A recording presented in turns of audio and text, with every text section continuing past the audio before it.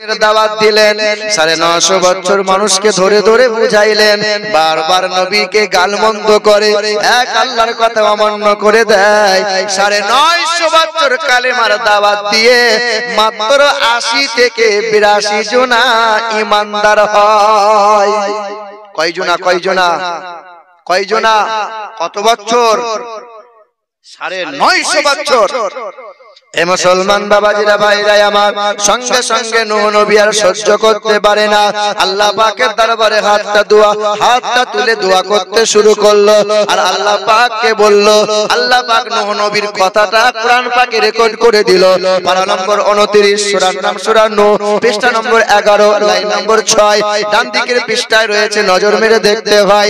আমার আল্লাহ পাক জগতের মানুষকে জানিয়ে দেয়, ইন্না দাওয়াতু কওমি লাইলা ওয়া নাহারা ফালাম ইয়াজিদহুম দুআই ইল্লা ফিরারা। ও দয়ার মালিক, আমি রাতের বেলায় দাওয়াত দিলাম, দিনের বেলায় মানুষের কাছে গেলাম, হে রব্বুল আলামিন, মানুষকে রাত দিন বুঝাইলাম, ওই মানুষরা গালমন্দ করে, মানুষেরা তোমার কথা অমান্য করে। ফালাম ইয়াজিদহুম দুআই ইল্লা ফিরারা, তারা মুখ ফিরিয়ে নিয়েছে। আল্লাহ পাক তুমি গজব নামিয়ে দাও, আর সহ্য করতে পারি না, আর মেনে নিতে পারি না। 950 বছর মানুষকে বুঝিয়ে বুঝিয়ে 80 জনা হলো ঈমানদার, আর কেউ তো হলো না। আল্লাহ বলে, নূহ পয়গম্বর গজব কেমনে নামাবো, কেন গজবটা পাঠাবো? আল্লাহর নবী নূহ পয়গম্বর বললেন, ইন্নাকা ইউতাদারহুম ইদিল্লু ইবাদাকা ওয়ালা ইয়ালিদু ইল্লা ফাজিরান কাফফারা। ও আল্লাহ পাক রব্বুল আলামিন, এই জালিমদের সন্তানাদি হবে, তাদেরও বংশ বিস্তার হবে, তারাও একদিন তোমার কথা অমান্য করে দেবে, নবীদেরকে গালমন্দ করে দেবে, জালিমগুলোকে ধ্বংস করে দাও। আল্লাহ বললেন, নূহ পয়গম্বর তোমার কথা কবুল করে নিলাম, হে নূহ পয়গম্বর তুমি অপেক্ষা করো আর তুমি রেডি হয়ে যাও। আল্লাহকে বললেন, আল্লাহ কেমন করে রেডি হব?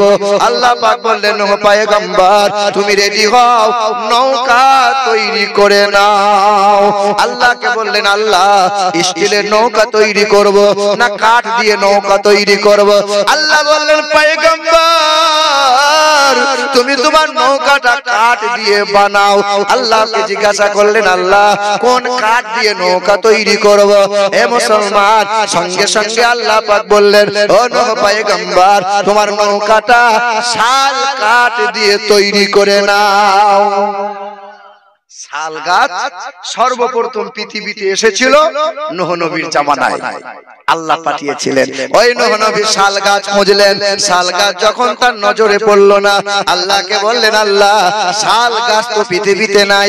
আল্লাহ পাক ফেরেশতাদের মাধ্যম দিয়ে শাল গাছের চারা পাঠালেন। নূহ পয়গম্বর শাল গাছ লাগালেন, 1 বছর 2 বছর নয়, 20টা বছর ইন্তজার করলো। শাল গাছ মোটা হয়ে গেল, শাল গাছ লম্বা চওড়া হয়ে গেল। নূহ পয়গম্বর শাল গাছ কাটতে শুরু করে দিলেন। শাল গাছ কেটে নেওয়ার পর শুকায়ে গেল, পাতা তৈরি হয়ে গেল। নূহ পয়গম্বর আল্লাহকে জিজ্ঞাসা করলেন, ও আল্লাহ নৌকাটা কেমন করে তৈরি করব? নৌকা কেমন করে তৈরি করব? আল্লাহ পাক বললেন, ও নূহ পয়গম্বর তোমার নৌকা হবে লম্বায় 80 গজ, চওড়ায় হবে 50 গজ, সামনের দিকে উচ্চতা হবে 30 গজ, আর তোমার নৌকা হবে 3 তলা। কয় তলা? কয় তলা? ওই নৌকার লম্বায় কতটা? 80 গজ, চওড়াই কতটা, সামনের দিকে উচ্চতা কতটা? নৌকা তৈরি হচ্ছে কোন কাঠ দিয়ে? নূহ নবী পয়গম্বর ওই নৌকা তৈরি করে ফেললেন। নৌকা যেমন তৈরি হয়ে গেল, तमाम জালিমেরা ব্যঙ্গ করলো, ও নূহ পয়গম্বর খাওয়ার পানি জোটে না, তুমি শুকনা খরাতে নৌকা কোথায় চালাবে? দরিয়া সাগর থাকতে হবে তো, তুমি নৌকা শুকনাতে তুমি নৌকা তৈরি করলে তোমার মতো পাগলা দুটো নাই। বলে অপেক্ষা কর, সামনে আছে সাবধান। জালিমরা মানে না, হিংসায় পড়ে একে একে নূহ নবীর নৌকায় পায়খানা করতে শুরু করতে লাগলো। 1 মাস 2 মাস কয়েক মাস ধরে পায়খানা করে করে পায়খানা পরিপূর্ণ করে দিল। সবার দেহতে আল্লাহ ঘা দিল, কুষ্ঠব্যাধি ঘা হয়ে গেল। ওই ঘা ভালো হয় না, একজনের দেহে ঘা নিয়ে সন্ধ্যাবেলায় নৌকাতে পায়খানা করতে গেল। ওই বেঈমান পায়খানা করতে গিয়ে পা পায়খানায় পড়ে স্লিপ খেয়ে পায়খানায় পড়ে গেল। হাবুডুবু খেয়ে পায়খানা দেহতে লাগা নিয়ে বাড়ি গেল।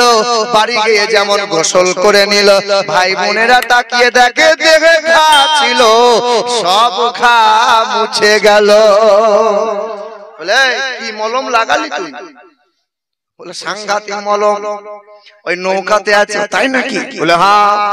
যত জালিমরা দুশমনি করে পায়খানা করেছিল সবার দেহে ঘা হয়েছিল।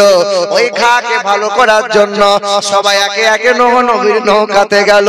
সবাই একে একে যায় আর পায়খানা মাখতে শুরু করে দেয়। মাখতে মাখতে নৌকার পায়খানা শেষ হয়ে যায়, কারো কারো ঘা বাকি রয়ে গেল। ওই নৌকা ধুয়ে ধুয়ে পায়খানা সাফ করে নিল। আল্লাহ বলেন নূহ পয়গম্বর, যারা দুশমনি করবে আমি আল্লাহ দুশমনদের দিয়ে ওই দুশমনি মিটিয়ে দেব। জোরে বলেন না সুবহানাল্লাহ। নারে তাকবীর। একটু হাতটা তুলে বলেন নারে তাকবীর, নারে রিসালাত, নারে হায়দারি। আল কোরআনের আলো, আল হাদিসের আলো, সুন্নিয়াতের আলো, নারে তাকবীর, নারে রিসালাত। মুসলমান, ওই নূহ নবীর পয়গম্বরের নৌকা যেমন কমপ্লিট হয়ে গেল, আল্লাহ পাক বললেন ও নূহ নবী অপেক্ষা করো হাত্তা ইজা জাআনা ওয়া ফারাতান নূর। আল্লাহ পাক কোরআনে রেকর্ড করে দিল, পারা নম্বর 12 পৃষ্ঠা নম্বর 5, সূরার নাম সূরা হুদ। আমার আল্লাহ পাক কোরআন পাকে জানিয়ে দেয়, ও নূহ পয়গম্বর তোমার বিবি যখন উনুনে বসে রান্না করবে, ভাত যেমন হাঁড়ি থেকে উতলে উতলে পড়ে যায়, উনুনের দিকে তাকিয়ে দেখবে উনুনের ভিতর থেকে পানি উতলে উতলে উঠতেছে, তখনই জানবে আল্লাহর গজব নেমে আসছে। ওই নূহ নবীর বিবি, ওই নূহ নবীর বিবি যে উনুনে রান্না করতে বসলো, ওই উনুনটা ছিল বাইতুল মুকাদ্দাসের দক্ষিণ সাইডে। ওই উনুনটা ছিল মা হাওয়ার উনুন। কার উনুন? আদম নবী। আদম নবীর পুত্রের নাম হলো শীষ নবী। শীষ নবীর পুত্রের নাম হলো ইয়ানুস। ইয়ানুসের পুত্রের নাম হলো কায়নান। কায়নানের পুত্রের নাম হলো মাহালাইল। মাহালাইলের পুত্রের নাম হলো ইদ্রিস নবী। ইদ্রিস নবীর পুত্রের নাম হলো মুতাসালাক। মুতাসালাকের পুত্রের নাম হলো লামাকনান। লামাকনানের পুত্রের নাম হলো নূহ নবী নাজিউল্লাহ। আদম থেকে নূহ নবীর কাছে নূহ নবীর বিবি ওই উনুনে রান্না করছে। উনুনটা কার? কার? মা হাওয়ার। বিবি যখন উনুনে রান্না করতে শুরু করলেন, জমিনের ভিতর থেকে পানি উঠতে শুরু করলো, আসমান থেকে বৃষ্টি হতে শুরু করলো। নূহ নবী বুঝে নিল খোদার গজব নেমে গেছে।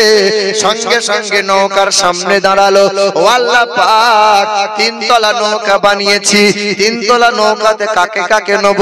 আল্লাহ বললেন প্রথম তলায় तमाम হিংস্র বিষধর প্রাণী যারা, সবাইকে প্রথম তলায় নিও। আর দ্বিতীয় তলাতে তৃণভোজী গরু ছাগল ভেড়াগুলোকে নিও। আর তৃতীয় তলাতে আমি আল্লাহর বান্দা যারা, তাদেরকে উঠিয়ে নিও। নূহ নবী পয়গম্বরকে আল্লাহ বললেন কুলনা হাবিত ফিহা মিন কুল্লিন যাওজাইন ইসনাইন। ও নূহ পয়গম্বর তবে সবাইকে যেন তুলো না, জোড়াই জোড়াই তুলবে। একটা ঘোড়া নেবে, একটা ঘুড়ি নেবে, একটা নেবে মুরগা, একটা নেবে মুরগি। নূহ পয়গম্বর বলে আল্লাহ মানুষকে দেখলে চেনা যায় এটা নারী ওটা পুরুষ, সাপ দেখলে কেমন করে চিনবো কোনটা নারী কোনটা পুরুষ? আল্লাহ পাক বললেন, ও নূহ পয়গম্বর, তুমি নৌকার সামনে দাঁড়াও, হাত দুটো বিছিয়ে দাও।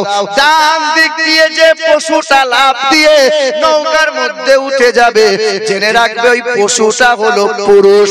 বাম দিক দিয়ে যে পশুটা লাফ দিয়ে নৌকায় উঠবে, জেনে রাখবে ওই পশুটা হলো নারী। ওইটা হলো নারী। এ মুসলমান, আল্লাহর নবী পয়গম্বর হাত বাড়িয়ে দিলেন, দৌড়ে দৌড়ে ছোট্ট একটা প্রাণী নৌকার মধ্যে চড়ে যায়। আল্লাহর নবী নূহ পয়গম্বর দেখে ওই ছোট্ট প্রাণী, তার নাম হলো পিপিলিকা।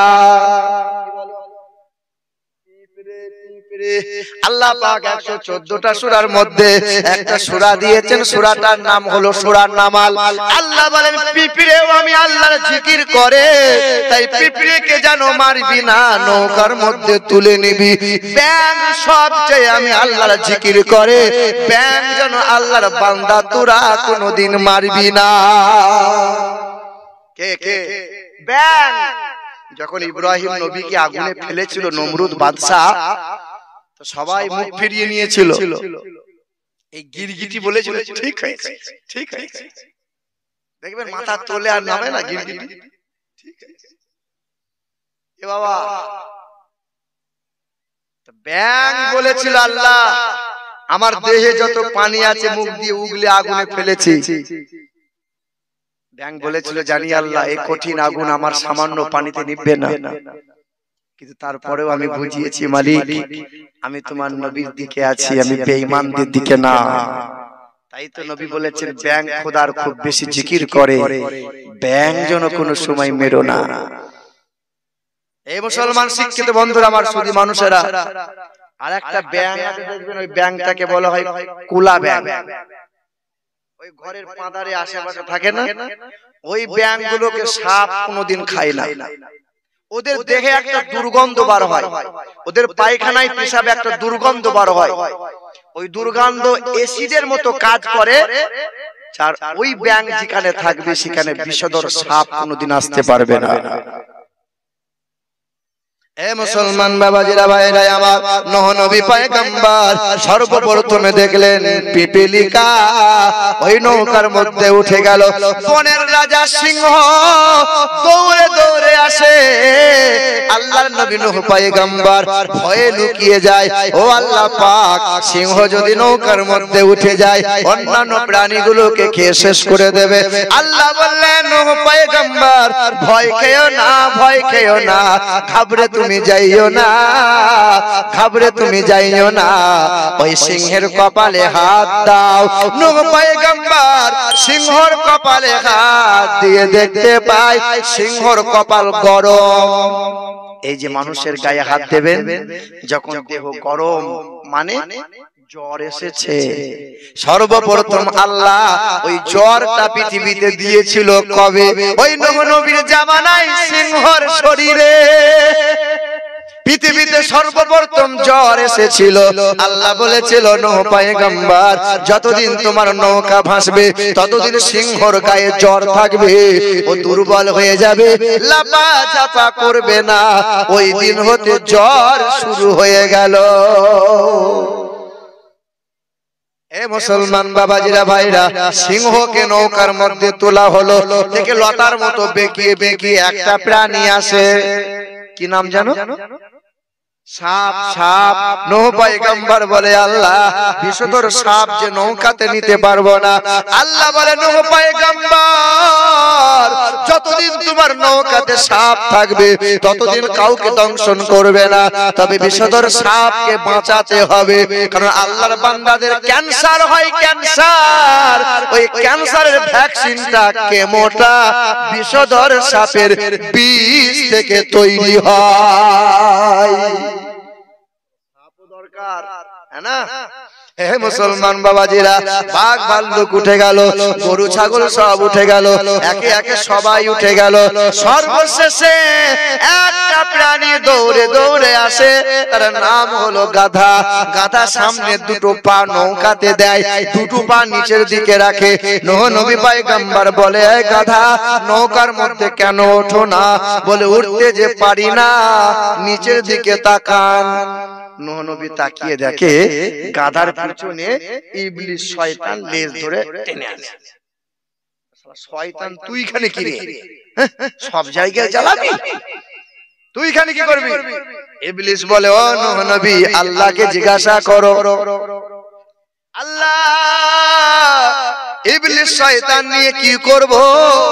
আল্লাহ বললেন, ও নূহ পয়গম্বর, কিয়ামত পর্যন্ত ইবলিস শয়তানের হায়াত দিয়েছি, তাই মহাপ্লাবনে সকলে মারা যাবে, ইবলিসকে বাঁচানোর আমি আল্লাহ ওয়াদা করেছি, কিয়ামত পর্যন্ত ওর হায়াত দিয়েছি, তাই ইবলিস শয়তানকে তুলে নাও।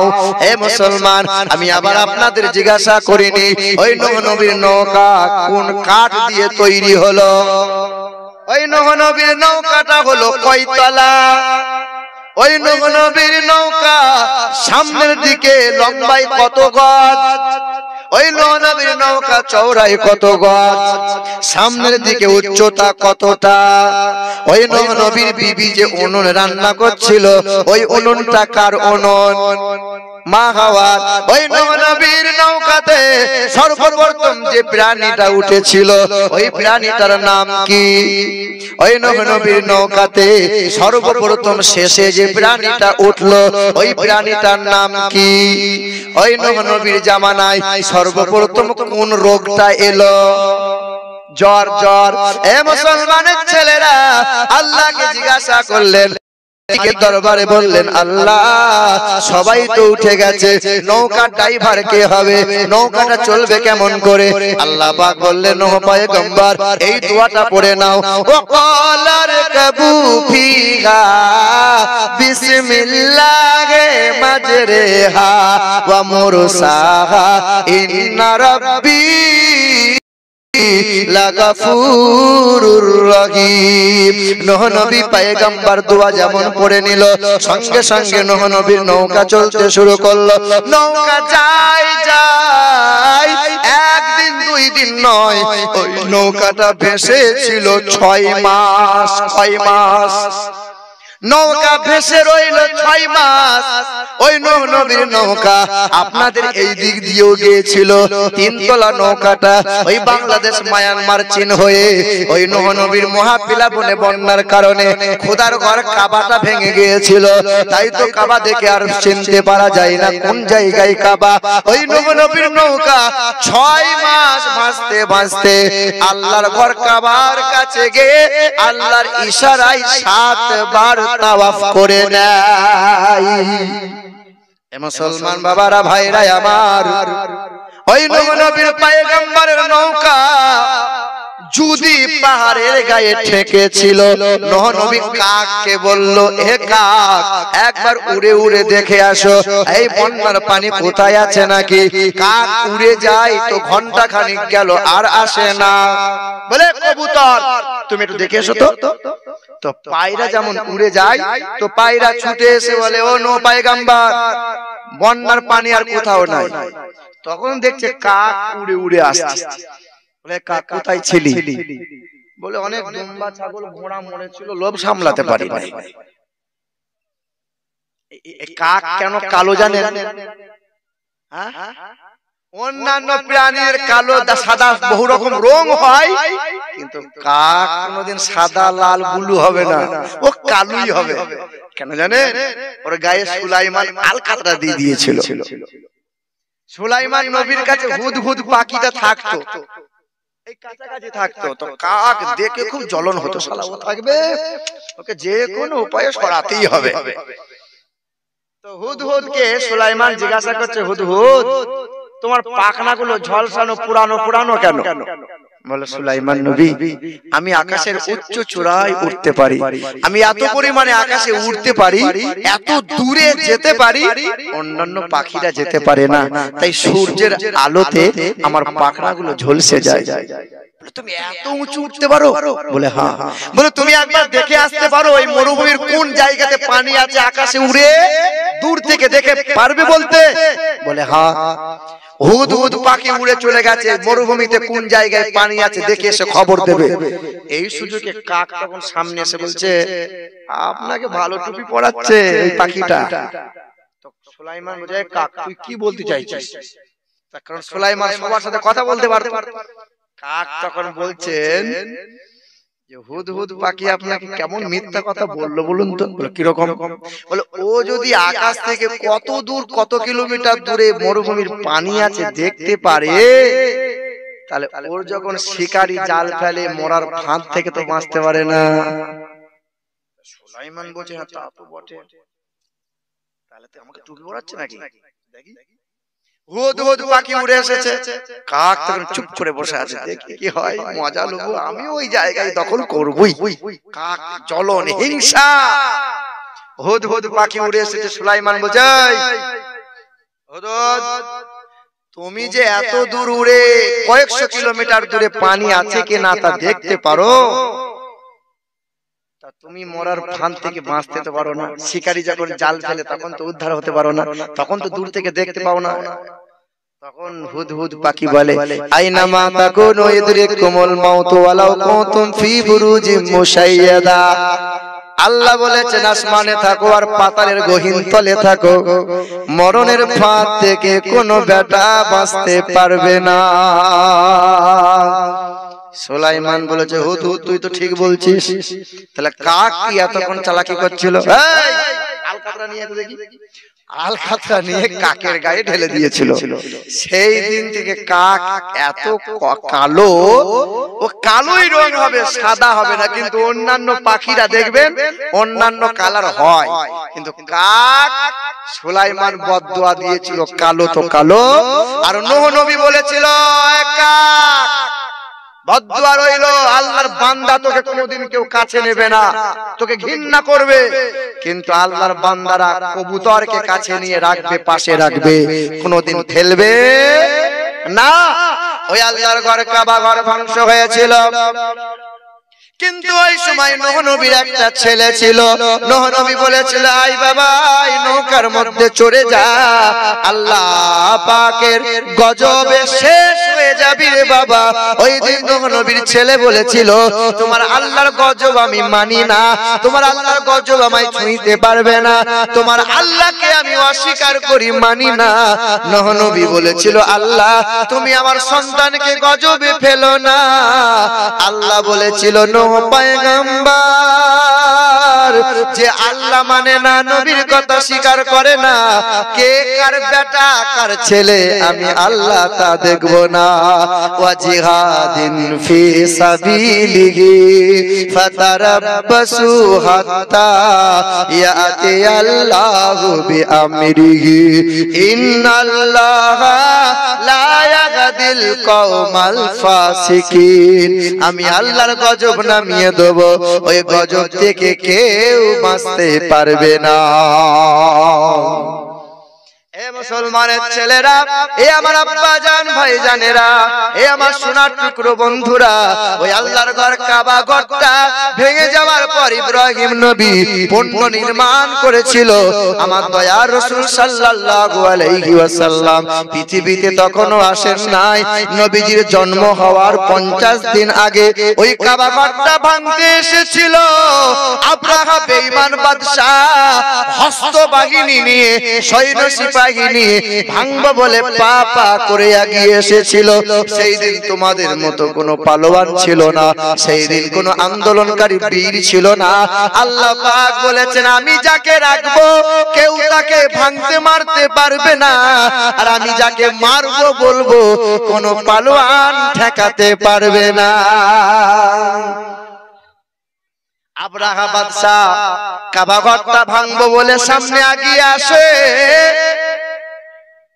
আর আল্লাহ পাক আসমানের ছোট ছোট পাখিগুলোকে বলেছিল এ আবাবিল ছোট ছোট কাঁকর মুখে নাও, 4 গ্রাম 5 গ্রাম করে ওজন।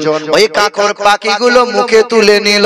আল্লাহ পাক বলে যখন আমি হুকুম দেব আসমান থেকে মুখের কাঁকরগুলো ফেলবি, 4 গ্রাম কাঁকরটা আমি আল্লাহ আসমান থেকে পড়তে পড়তে পড়তে পড়তে 4 কুইন্টাল ওজন বানিয়ে দেব। বড় বড় হাতি সৈন্য সিপাহী ছিল, তারা আল্লাহর ঘর কাবা ভাঙতে এসেছিল। আল্লাহ পাক ওই আবাবিল পাখি দিয়ে तमाम বেঈমান গুলোকে ধূলিসাৎ করেছে। আজও সেই আল্লাহ আছে না নাই? মুসলমান মার খাচ্ছে, আল্লাহ বেঈমান গুলোকে ধূলিসাৎ করতে পারে কি পারে না? আমি প্রথমে বলতে শুরু করেছিলাম, যখন তোরা নবী মানবি না, আল্লাহর জিকির যখন করবি না, ওয়ামান আরাদা যিকরি ফাইন্না লাহু মাঈশাতান দানকা ক্বালা রাব্বি লিমা হাশারতানি আমা। আমি আল্লাহর জিকির যখন করবি না, আমার নবীর তরিকা যখন মানবি না, আমি আল্লাহর গজব নামিয়ে দেব, হাসরের ময়দানে অন্ধ করে তুলব, চোখে দেখতে পাবি না। আদম থেকে ঈসা পর্যন্ত সবাই বলেছিল, আল্লাহ তুমি যাতে রাজি আমরা সেই কর্ম করতে রাজি। কিন্তু আমার নবীকে আল্লাহ এত ভালোবাসে, আল্লাহ পাক বলেছেন, গো নবী আপনি যাতে রাজি তোমার আল্লাহ তাতে রাজি। এ মুসলমান, আল্লাহর নবী তখন ওই মসজিদুল আকসার দিকে মুখটা করে নামাজ পড়ছিলেন, কিন্তু নবীর মনটা বারবার হচ্ছিল, এই কাবা যদি কিবলা হয়ে যায়, কাবা যদি কিবলা হয়ে যেত বড় ভালো হয়ে যেত। আল্লাহ পাক বলেছেন, জিবরাইল বলে দাও আমার হাবিবুল্লাহর মহব্বতে জানিয়ে দাও আমি আল্লাহ নবীর সন্তুষ্টই আল্লাহ সন্তুষ্ট, তাই নবীর জন্য কাবাকে কিবলা বানিয়ে দিলাম। কাবা কয়টা? কাবা কয়টা? একটা। আল্লাহ সর্বপ্রথমে কাবা তৈরি করেছিল ফেরেশতা দিয়ে। আল্লাহ নিজের নামে বলেছেন, আমার নামে ঘর তৈরি করো, আল্লাহর ঘর হবে কাবা। কোরআন কয়টা? আমার মায়েরা, আমার বোনেরা, আল্লাহ পাক বলছেন, যখন তোরা আমার নবীকে মানবি না, আমার নবীকে নিয়ে ঝামেলা তর্ক করবি, তখন আমি আল্লাহ পাকের গজব নামাবো। قل إن كنتم تحبون الله فاتبعوني يحببكم الله ويغفر لكم ذنوبكم والله غفور رحيم। তোমরা আল্লাহ আল্লাহ করে আল্লাহর পেয়ারা বান্দা হতে চাও না? না, আগে নবীর গোলামি করে নাও, আগে নবীর ইত্তেবা করে নাও, নবীর অনুসরণ করে নাও, নবীর অনুকরণ করে নাও, আগে নবী নবী নবীকে মোহাব্বত করে নাও। আল্লাহর ভালোবাসা তোমরা পাবে, আল্লাহ তোমাদের গুনাহ সমূহ maaf করে দেবে, ইহকালে নাজাত পাবে, পরকালে হাসতে হাসতে জান্নাতি হবে। আমার আল্লাহ পাক কোরআনেতে জানিয়ে দেয়, বল ইন কানা আবাউকুম ওয়া আবনাউকুম ওয়া ইখওয়ানুকুম ওয়া আজওয়াজুকুম ওয়া আশীরাতুকুম ওয়া আমওয়ালুন ইকতারাফতুমুহা ওয়া তিজারাতুন তাকশাউনা কাসাদাহা ওয়া মাসাকিনু তারদাউনাহা আহাব্বা ইলাইকুম মিনাল্লাহি ওয়া রাসূলিহি। বাপ মাকে তোমরা ভালোবাসো, ভাই বোনের সাথে সুসম্পর্ক রাখো, বিবিকে কষ্ট তোমরা দিও না, ছেলে মেয়েকে কুলাঙ্গারের মতো বানিয়ে দিও না। তোমরা ব্যবসা করো, বিজনেস করো, চাষাবাদ করো, বাড়ি গাড়ি করো। আমি আল্লাহ তো কোনো সময় বাড়ি গাড়ি করতে মানা করি নাই, আমি আল্লাহ তো কোনো সময় রুজি রোজগার করতে মানা করি নাই। তবে আমি আল্লাহ পাকের ঘোষণা, আমি আল্লাহর ভালোবাসা, আমি আল্লাহর জিকির আর নবীর মোহাব্বত যেন কম না হয়ে যায়। যদি আমি আল্লাহকে ভুলে যাও, আমার নবীর ভালোবাসা ত্যাগ করে দাও, আদরের ছেলে থাকবে পাশে, কেউ তোমাকে আব্বা বলে চাইবে না, পাড়ার বন্ধু অনেক থাকবে, কাছে কেউ আসবে না, আর বিবি থাকবে আদরের, গায়ে হাত বুলাবে না। মানে আপনাদের দিনাজপুরে তো বালি, মোটা বালি, মোটা বালি দিয়ে সবে 1 মাস আগে প্লাস্টার করেছে ঘর, আর দেখি চাচা দেখছে খালি গায়ে দেওয়ালে শুধু দাগ বসে এরকম করে। আনো চাচা কি ব্যাপার, ছাল চামড়া সব উঠে গেল যে? আর বলি না তো, চাচি আর গায়ে হাত দেয় না। আল্লাহ পাক কোরআনে বলেন আদরের বিবি থাকবে পাশে, গায়ে হাত তোর বোলাবে না, কষ্ট করে বাড়ি বানাবি, ছেলে মেয়ে ভোগ করতে তোরে দেবে না, কষ্ট করে গাড়ি কিনবি, বৌমা কোনোদিন গাড়িতে ঢুকতে দেবে না, বড় বড় পুকুর হবে, মাছ দিবি মরে যাবে, কাঁকড়া হবে, বাঙাচি হবে, মাছটাতে হবে না। আমি আল্লাহ পাকের গজব নামিয়ে দেব, শান্তি কোথাও তোরা পাবি না। করুণার চাইতে বড় করুণা দিয়ে আমি আল্লাহ পাক গোটা বিশ্ব জাহানকে ধূলিসাৎ করে দিতে পারি। আল্লাহ পারে কি পারে না? পারে কি পারে না? আমার আল্লাহ বলে আমি আল্লাহ গজব নামিয়ে দেব, কোন বেটা বাঁচাতে পারবে না। আপনারা গরু আছে, আপনাদের গরু আছে না নাই? ওই গরুটা মাঠে নিয়ে গেছেন, মাঠ থেকে বাড়ি নিয়ে আসার সময় এইদিকে গম চাষ রয়েছে, এইদিকে ভুট্টা চাষ রয়েছে, ওইদিকে কেউ কেউ ধান চাষ করেছে। বারবার আপনার গরুটা কারো ধানে মুখ দেয়, কারো ভুট্টাতে মুখ দেয়, কারো গমে মুখ দেয়, অন্যের ফসল নষ্ট করে দেয়। বারবার মারেন, অবলা গরু বোঝে না, বারবার অন্যের ফসল নষ্ট করে দেয়। কান ধরে গোয়াল থেকে বার করে দেন, অবলা পশু লজ্জা শরম পায় না। সকাল হয়েছে, গরুর মনিব বলে থাম, তোর মুখে একটা করুণা লাগিয়ে দেবো, অন্যের ফসল আর খেতে পারবি না। গরুর মুখে কি দেন? চাবি বলেন আপনারা, হ্যাঁ চাবি। ও আমাদের ওইদিকে বলে কিসব বলে, জালি না মাছ, এসব কিছু বলে। যাই হোক, আরে গরু মনিবের কথা মানে না বলে ওই মনিব গরুর মুখে জালি লাগিয়ে দেয়। আল্লাহ বলে যখন আমার কথা মানবি না, আমার নবীর তরিকায় যখন চলবি না, আমি আল্লাহ তোদের মুখে করুণা লাগিয়ে দেব, কোন তালবস একার লয়াকার তোদেরকে বাঁচাতে পারবে না। এ মুসলমান শিক্ষিত বন্ধুরা, করোনা হয়েছে, অমিক্রণ হয়েছে, কত শত মানুষ করোনা হয়ে ডুবে মারা গেল, কাউকে নদীতে ফেলে দিল, কাউকে মাটিতে পুঁতে দিল। কত মানুষ তোমাকে স্যানিটাইজার করতে হয়, তোমার নাকে মুখে মাস্ক লাগাতে হয়, তবু ডাক্তার ভালো ভালো ডাক্তার, ভালো ভালো মাস্কওয়ালা দেখছি রায়গঞ্জ বাজারে 6-8টা মাস্ক লাগিয়েছে একজন, 6-8টা এরকম মুখ ফুলে আছে। সর্বনাশ ব্যাপার, তোর আগে করোনা হবে দেখবি। হ্যাঁ বেটা, খবর লাগিয়ে দেখছি, হ্যাঁ করোনা হয়েছে, মাল হবেই তো। এখনো দেখবে কিছু কিছু লোক মনে 4টা করে মাস্ক লাগিয়েছে, মানে করোনা কি ধরছে, কি ধরবে, হ্যাঁ না? এ বাবাজিরা ভাইরা আমার, কিন্তু একবার তো মনে মনে চিন্তা করা হলো না, ওই একই গ্রামে একই বাড়িতে ওই গোয়ালে গরুটা বাস করে, মানুষের করুণা হয়, ওই গরুটার করুণা কেন হয় না? ওই ছাগলের করুণা কেন হয় না? ওই হাঁস মুরগির করুণা কেন হয় না? ওই গাছের পাখিটার করুণা কেন হয় না? মানুষ তোমার করুণা হয়। আল্লাহ বলে আমি করুণা দিয়েছি, নফরমান বান্দাগুলোকে জব্দ করব বলে ওই গরু ছাগল গুলোকে করুণা দেব না, কারণ আমি আল্লাহর তারা জিকির করে।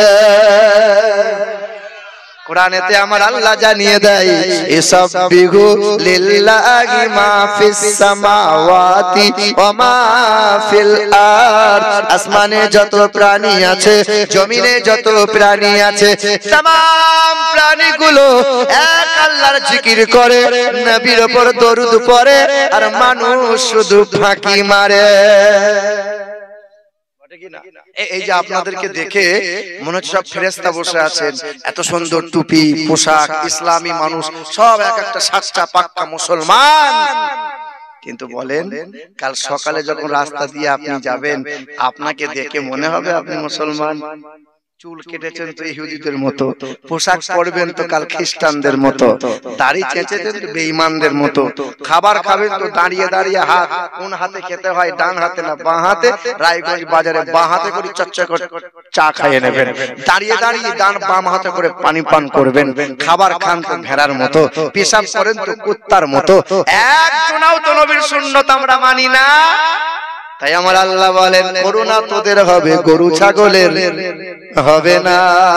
একদল মৌমাছি উড়ে উড়ে যায়, আমার দয়ার নবী সামনে দাঁড়ায়, এ মৌমাছির দল থামো থামো, তুমি যে এই ফুলে বসো, তুমি যে ওই ফুলে বসো, রস সংগ্রহ করো, কেন এত মধুটা মিষ্টি হয়। একদল মৌমাছি আমার নবীকে সালাম জানায়, ইয়া রাসূলুল্লাহ, ইয়া নবী আল্লাহ, আমরা গুনগুন করে গান গাই, দুনিয়ার কোনো কবিতা নয়, গান নয়, আমরা হলাম দয়ার নবী মুস্তাফার শানে দরুদ আর সালামের গান গেয়ে যায়। এ মুসলমানের ছেলেরা, আমার আল্লাহ পাক জানিয়ে দেয়, সাব্বাহা লিল্লাহি মা ফিস সামাওয়াতি ওয়া মা ফিল আরদ। ওই আসমানের পাখিটা উড়ে উড়ে যায়, আল্লাহর জিকির করতে করতে যায়, পেট যখন পূর্ণ হয়ে যায়, ফেরে মহা আনন্দে নবীর দরুদ পড়তে পড়তে ফেরে বাসায়। আল্লাহর জিকির না করে ওই গাছের পাখিটা কোনোদিন ঘুমায় না। আর লক্ষ্য করে তাকিয়ে দেখো, এ ঘোড়ার মতো ভেড়ার মতো শোয়, একদিন রাতের বেলায় নবীর দরুদ এরা পড়ে না।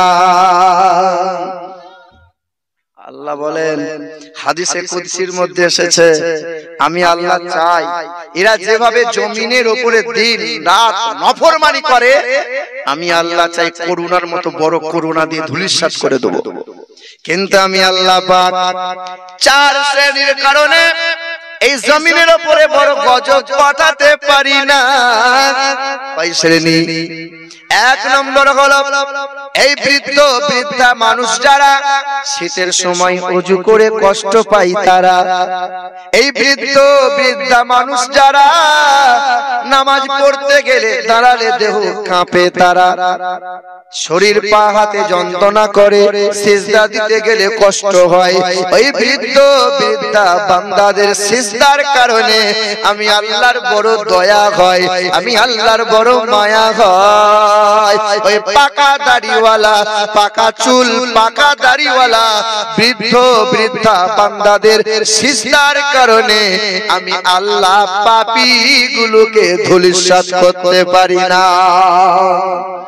এই যে তোমার গ্রামে কত মুরব্বি দেখো, একটা পা কবরডাঙ্গায় চলে গেছে, না জানি কোন দিন মাইকের ঘোষণা হবে, কিন্তু এখনো মসজিদে ঢোকে না, ও লজ্জা শরমও লাগে না। ও আবার দিন রাত বিড়ি টানবে আর চায়ের দোকানে বসে বসে পায়ের উপরে পা তুলে। জানিস এবছরে এবার মনে হয় ভোটে মমতা টিকবে না, বিড়ি টানছে, বিড়ি টানছে আর ফতোয়া দিচ্ছে। ত্রিপুরার অবস্থা খারাপ, শ্রীলঙ্কার রাষ্ট্রপতিকে তারা করে জানিস? ঠিক আপনারই পাশের বাড়ি একজন উদালের বাপ, সে আবার কলেজের প্রফেসর। তোর তুই কি জানিস? তুই জানিস আমাদের ওখানকার মৌলভী সাহেব না সাংঘাতিক জিনিস রে। এই চল শোনে, ঈমান আর আমল যদি বাঁচাতে চান, চায়ের দোকানে ভুলেও বসে গল্প শুনবেন না। ওই চায়ের দোকানে যে বেঞ্চিটা পাতা আছে না, ওই বেঞ্চিটা বিষিয়ে গেছে, বিষাক্ত হয়ে আছে, কোনদিন বসবেন না। আমার চায়ের দোকানে দাঁড়াতেই ভয় লাগে, সব তো মুফতি বসে আছে, কাজও নাই, ধান্দাও নাই, ঈমান নাই, আমলও নাই, দিন রাত ওখানে গিয়ে বসে আছে। আর ঘরে তো জায়গা নাই, বিবি দিন রাত ঠুকুনি মারে, চ যাবি কোথায়? চায়ের দোকানে চ। ও পায়ের উপর পা তুলে ফতোয়া মারে। কোনদিন চায়ের দোকানে বসে আড্ডা মারবেন না, বাজে জায়গাটা মনে রাখবেন ইনশাআল্লাহ। তাহলে কয় শ্রেণীর কারণে আল্লাহ গজব দেয় না? তার মধ্যে একজনা কারা? বৃদ্ধ বৃদ্ধা মানুষ যারা।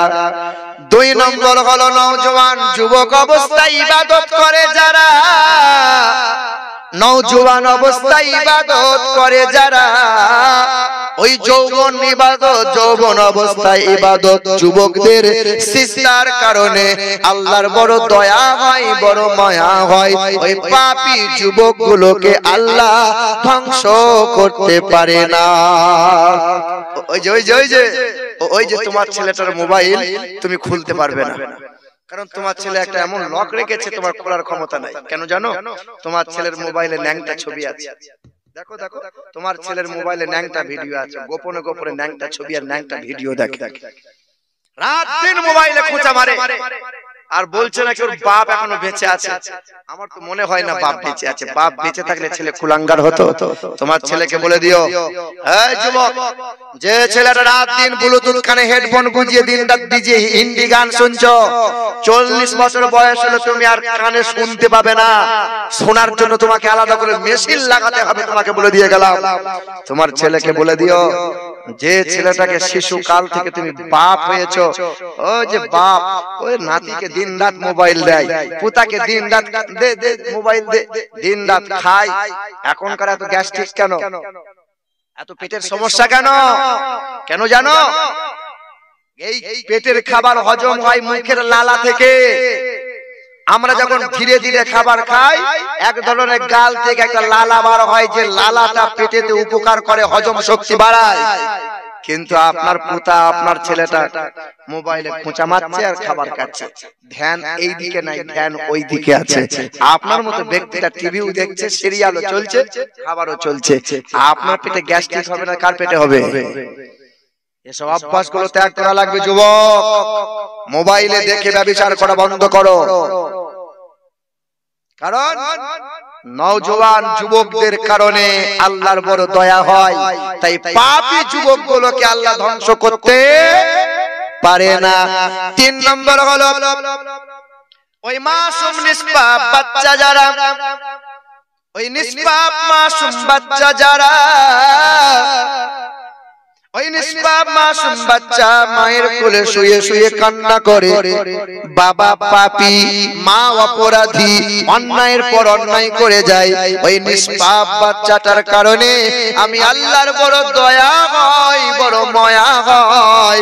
তাই তো অন্যান্যদেরকে গজব দিতে অসুবিধা, মনে বড় কষ্ট হয়। 4 নম্বর হলো দুনিয়াতে যত অবলা প্রাণী আছে, এই অবলা প্রাণীদের কারণে আমি আল্লাহ পাক তামাম পাপীগুলোকে ধ্বংস করতে পারি না। ধ্বংস করলে অবলা প্রাণীরা ধ্বংস হয়ে যাবে। এ মুসলমান, এ সোনার টুকরো বন্ধুরা, আমার সুধী মানুষেরা, এ আমার আব্বা জান ভাই জানেরা, 4 শ্রেণীর কারণে আল্লাহ পৃথিবীতে গজব পাঠায় না। মানুষের করুণা হয়, ওই গরুটার করুণা কেন হয় না?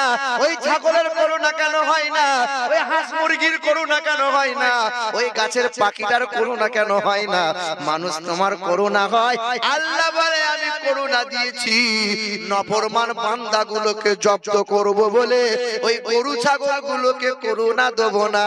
কারণ আমি আল্লাহর তারা জিকির করে। কোরআনেতে আমার আল্লাহ জানিয়ে দেয়, ইসাব্বিহু লিল্লাহি মা ফিস সামাওয়াতি ওয়া মা ফিল আরদ। আসমানে যত প্রাণী আছে, জমিনে যত প্রাণী আছে, तमाम প্রাণীগুলো এক আল্লাহর জিকির করে, নবীর উপর দরুদ পড়ে, আর মানুষ শুধু ফাঁকি মারে। এই যে আপনাদেরকে দেখে মনে হচ্ছে সব ফেরেশতা বসে আছেন, এত সুন্দর টুপি পোশাক, ইসলামী মানুষ, সব এক একটা সাচ্চা পাক্কা মুসলমান। কিন্তু বলেন, কাল সকালে যখন রাস্তা দিয়ে আপনি যাবেন, আপনাকে দেখে মনে হবে আপনি মুসলমান? চুল কেটেছেন তো ইহুদিদের মতো, পোশাক পরবেন তো কাল খ্রিস্টানদের মতো, দাড়ি চেঁচেছেন তো বেঈমানদের মতো, খাবার খাবেন তো দাঁড়িয়ে দাঁড়িয়ে হাত কোন হাতে খেতে হয়, ডান হাতে না বাঁ হাতে, রায়গঞ্জ বাজারে বাঁ হাতে করে চচ্চা করে চা খাইয়ে নেবেন, দাঁড়িয়ে দাঁড়িয়ে ডান বাম হাতে করে পানি পান করবেন, খাবার খান তো ভেড়ার মতো, পেশাব করেন তো কুত্তার মতো। একজনাও তো নবীর সুন্নাত আমরা মানি না। তাই আমার আল্লাহ বলেন, করুণা তোদের হবে, গরু ছাগলের হবে না। একদল মৌমাছি উড়ে উড়ে যায়, আমার দয়ার নবী সামনে দাঁড়ায়, এ মৌমাছির দল থামো থামো, তুমি যে এই ফুলে বসো, তুমি যে ওই ফুলে বসো, রস সংগ্রহ করো, কেন এত মধুটা মিষ্টি হয়। একদল মৌমাছি আমার নবীকে সালাম জানায়, ইয়া রাসূলুল্লাহ, ইয়া নবী আল্লাহ, আমরা গুনগুন করে গান গাই, দুনিয়ার কোনো কবিতা নয়, গান নয়, আমরা হলাম দয়ার নবী মুস্তাফার শানে দরুদ আর সালামের গান গেয়ে যাই। এ মুসলমানের ছেলেরা, আমার আল্লাহ পাক জানিয়ে দেয় সাব্বাহা লিল্লাহি মা ফিস সামাওয়াতি ওয়া মা ফিল আরদ। ওই আসমানের পাখিটা উড়ে উড়ে যায়, আল্লাহর জিকির করতে করতে যায়, পেট যখন পূর্ণ হয়ে যায় ফেরে মহা আনন্দে নবীর দরুদ পড়তে পড়তে ফেরে বাসায়। আল্লাহর জিকির না করে ওই গাছের পাখিটা কোনোদিন ঘুমায় না। আর লক্ষ্য করে তাকিয়ে দেখো, এ ঘোড়ার মতো ভেড়ার মতো শোয়, একদিন রাতের বেলায় নবীর দরুদ এরা পড়ে না। আল্লাহ বলেন, হাদিসে কুদসির মধ্যে এসেছে, আমি আল্লাহ চাই এরা যেভাবে জমিনের উপরে দিন রাত নফরমানি করে, আমি আল্লাহ চাই করুণার মতো বড় করুণা দিয়ে ধূলিসাৎ করে দেব। কিন্তু আমি আল্লাহ পাক চার শ্রেণীর কারণে এই জমিনের উপরে বড় গজব পাঠাতে পারি না। কয় শ্রেণী? এক নম্বর হলো এই বৃদ্ধ বৃদ্ধা মানুষ যারা শীতের সময় ওযু করে কষ্ট পায় তারা, এই বৃদ্ধ বৃদ্ধা মানুষ যারা নামাজ পড়তে গেলে দাঁড়ালে দেহ কাঁপে তারা, শরীর পা হাতে যন্ত্রণা করে, সিজদা দিতে গেলে কষ্ট হয়, ওই বৃদ্ধ বৃদ্ধা বান্দাদের সিজদার কারণে আমি আল্লাহর বড় দয়া হয়, আমি আল্লাহর বড় মায়া হয়। ওই পাকা দাড়িওয়ালা, পাকা চুল, পাকা দাড়িওয়ালা বৃদ্ধ বৃদ্ধা বান্দাদের সিজদার কারণে আমি আল্লাহ পাপী গুলোকে ধূলিসাৎ করতে পারি না। এই যে তোমার গ্রামে কত মুরব্বি দেখো, একটা পা কবরডাঙ্গায় চলে গেছে, না জানি কোন দিন মাইকের ঘোষণা হবে, কিন্তু এখনো মসজিদে ঢোকে না। ও লজ্জা শরমও লাগে না। ও আবার দিন রাত বিড়ি টানবে আর চায়ের দোকানে বসে বসে পায়ের উপরে পা তুলে। জানিস এবছরে এবার মনে হয় ভোটে মমতা টিকবে না। বিড়ি টানছে, বিড়ি টানছে আর ফতোয়া দিচ্ছে। ত্রিপুরার অবস্থা খারাপ, শ্রীলঙ্কার রাষ্ট্রপতিকে তারা করে জানিস? ঠিক আপনারই পাশের বাড়ি একজন উদালের বাপ, সে আবার কলেজের প্রফেসর। তোর তুই কি জানিস? একটা চা দে। বিড়ি টানছে, তুই জানিস আমাদের ওখানকার মৌলভী সাহেব না সাংঘাতিক জিনিস রে। এই চলতো শোনে, ঈমান আর আমল যদি বাঁচাতে চান, চায়ের দোকানে ভুলেও বসে গল্প শুনবেন না। ওই চায়ের দোকানে যে বেঞ্চিটা পাতা আছে না, ওই বেঞ্চিটা বিষিয়ে গেছে, বিষাক্ত হয়ে আছে, কোনদিন বসবেন না। আমার চায়ের দোকানে দাঁড়াতেই ভয় লাগে। সব তো মুফতি বসে আছে, কাজও নাই, ধান্দাও নাই, ঈমান নাই, আমলও নাই, দিন রাত ওখানে গিয়ে বসে আছে। আর ঘরে তো জায়গা নাই, বিবি দিন রাত ঠুকুনি মারে, তো চ যাবি কোথায়? চায়ের দোকানে চ। ও পায়ের উপর পা তুলে ফতোয়া মারে। কোনদিন চায়ের দোকানে বসে আড্ডা মারবেন না, বাজে জায়গাটা মনে রাখবে ইনশাআল্লাহ। তাহলে কয় শ্রেণীর কারণে আল্লাহ গজব দেয় না? তার মধ্যে একজনা কারা? বৃদ্ধ বৃদ্ধা মানুষ যারা। দুই নম্বর হলো নওজোয়ান যুবক অবস্থায় ইবাদত করে যারা, নওজোয়ান অবস্থায় ইবাদত করে যারা। ওই যৌবন ইবাদত, যৌবন অবস্থায় ইবাদত যুবকদের সিজদার কারণে আল্লাহর বড় দয়া হয়, বড় মায়া হয়। ওই পাপী যুবকগুলোকে আল্লাহ ধ্বংস করতে পারে না। ওই যে তোমার ছেলেটার মোবাইল তুমি খুলতে পারবে না, কারণ তোমার ছেলে একটা এমন লক রেখেছে, তোমার খোলার ক্ষমতা নাই। কেন জানো? তোমার ছেলের মোবাইলে ন্যাংটা ছবি আছে। দেখো তোমার ছেলের মোবাইলে ন্যাংটা ভিডিও আছে, গোপনে গোপনে ন্যাংটা ছবি আর ন্যাংটা ভিডিও দেখে, রাত দিন মোবাইলে খোঁচা মারে। আর বলছে নাকি ওর বাপ এখনো বেঁচে আছে। আমার তো মনে হয় না বাপ বেঁচে আছে। বাপ বেঁচে থাকলে ছেলে কুলাঙ্গার হতো। তোমার ছেলেকে বলে দিও, এই যুবক, যে ছেলেটা রাত দিন ব্লুটুথ কানে হেডফোন গুঁজিয়ে দিন রাত ডিজে হিন্দি গান শুনছো, 40 বছর বয়স হলে তুমি আর কানে শুনতে পাবে না।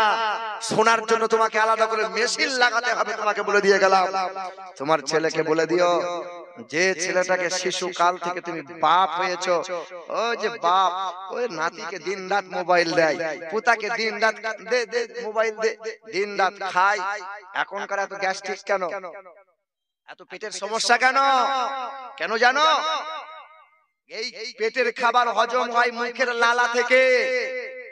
আমরা যখন ধীরে ধীরে খাবার খাই, এক ধরনের গাল থেকে একটা লালা বার হয়, যে লালাটা পেটেতে উপকার করে, হজম শক্তি বাড়ায়। কিন্তু আপনার পুতা, আপনার ছেলেটা মোবাইলে খোঁচা মারছে আর খাবার খাচ্ছে, ধ্যান এই দিকে নাই, ধ্যান ওই দিকে আছে। আপনার মতো ব্যক্তিটা টিভিও দেখছে, সিরিয়ালও চলছে, খাবারও চলছে। আপনার পেটে গ্যাস্ট্রিক হবে না, কার পেটে হবে? এসব অভ্যাসগুলো ত্যাগ করা লাগবে যুবক। মোবাইলে দেখে ব্যভিচার করা বন্ধ করো। কারণ নওজোয়ান যুবকদের কারণে আল্লাহর বড় দয়া হয়, তাই পাপী যুবকগুলোকে আল্লাহ ধ্বংস করতে পারে না। 3 নম্বর হলো ওই মাসুম নিষ্পাপ বাচ্চা যারা, ওই নিষ্পাপ মাসুম বাচ্চা যারা, ওই নিষ্পাপ মাসুম বাচ্চা মায়ের কোলে শুয়ে শুয়ে কান্না করে, বাবা পাপী, মা অপরাধী, অন্যায়ের পর অন্যায় করে যায়, ওই নিষ্পাপ বাচ্চাটার কারণে আমি আল্লাহর বড় দয়া হয়, বড় মায়া হয়। তাই তো অন্যান্যদেরকে গজব দিতে অসুবিধা, মনে বড় কষ্ট হয়। 4 নম্বর হলো দুনিয়াতে যত অবলা প্রাণী আছে, এই অবলা প্রাণীদের কারণে আমি আল্লাহ পাক তামাম পাপীগুলোকে ধ্বংস করতে পারি না। ধ্বংস করলে অবলা প্রাণীরা ধ্বংস হয়ে যাবে।